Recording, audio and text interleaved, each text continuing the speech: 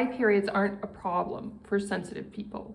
So today I'm going to talk about periods and different ways to look at it to really help you when you're going through a time of physical pain or emotional pain, upset, and you want to take a break.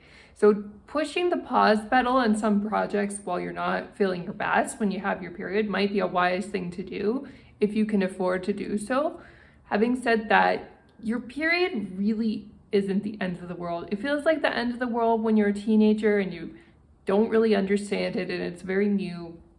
Having said that, your period is a sign of fertility. What I do recommend is that you do find a really good doctor to help you with your period, like a gynecologist, not a family doctor who doesn't know what they're talking about and is going to gaslight you about your symptoms, but like a real expert who actually knows this area really well, who can really analyze your cells and see if there's anything going on.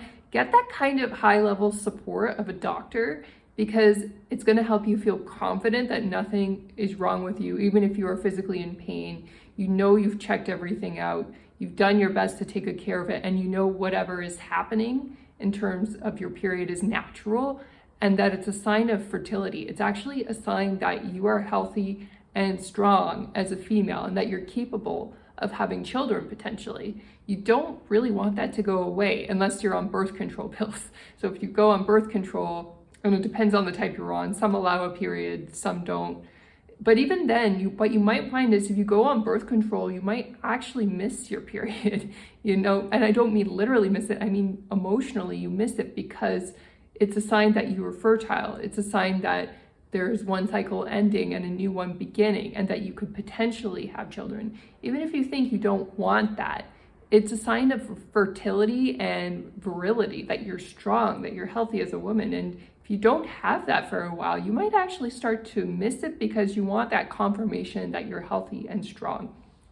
You might think this sounds like crazy talk, but I'll give you an example. When I was paralyzed, I went through a lot of pain during my paralysis. I had an immune system problem, which attacked my nervous system, which rendered me paralyzed for a while, and I thankfully have really strongly recovered from that.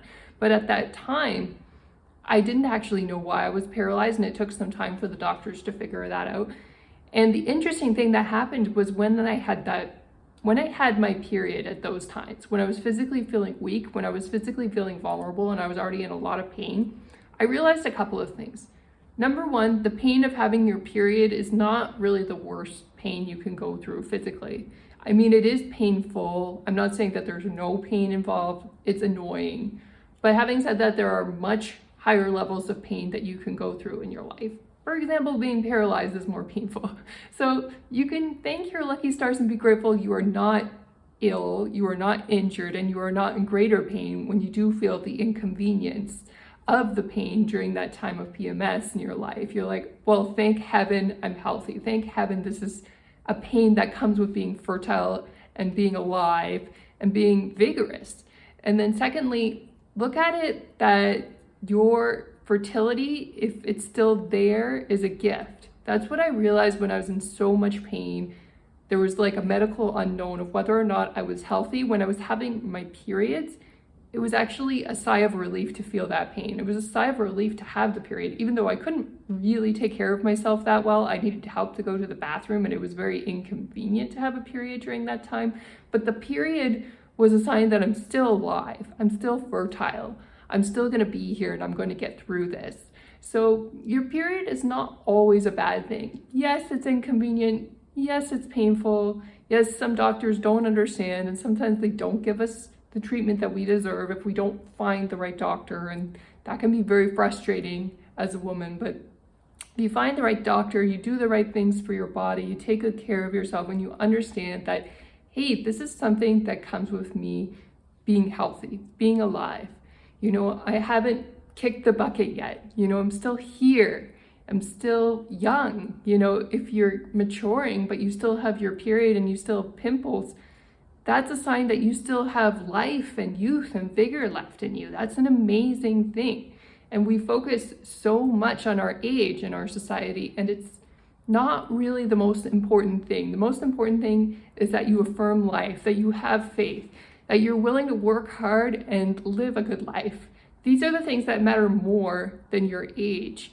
And as long as you're willing to live life to the fullest and be your healthiest, happiest version of yourself, it doesn't really matter how old you are. And your period can affirm that fertility, that youth, that vigorous energy that you have, and so you want to embrace it. It's a sign that you are extremely healthy and happy, and that you are potentially capable of having children, which even if you mentally don't want to have children, that's like a very strong biological drive for being alive on a primitive level. So don't complain about your period.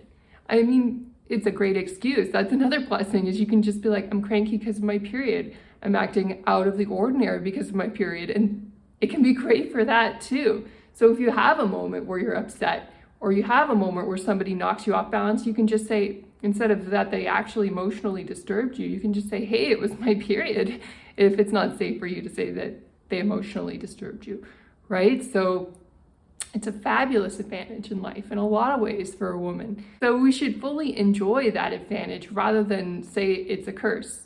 We pick up these beliefs from our ancestors sometimes, from our parents or grandparents who complain about their periods and say it's the worst and that they lose 10 days out of the month because their period is so bad and we're going to genetically inherit it by default. There are medical solutions to difficult periods if you find the right doctors. They can help you. They can find the best ways to make you feel healthy and happy with the period and the biology that you have. Sometimes we get really bad periods because we have a very long fertility window, and the periods are going to last a long time into old age. And that's actually an amazing thing. That means we have menopause later. That means we can have children later, and we have more options. We don't have to marry or settle down with the first bozo because we're worried about our fertility window closing. I mean, there's so many good things about fertility and about our period, even if you think you don't want any children. So embrace that, enjoy that you are a woman, and enjoy that you have these aspects of your life that you can take advantage of. It's great, whatever you decide to do with your life, just have a positive perspective on it, and you'll realize your period can bring you so many good things in life.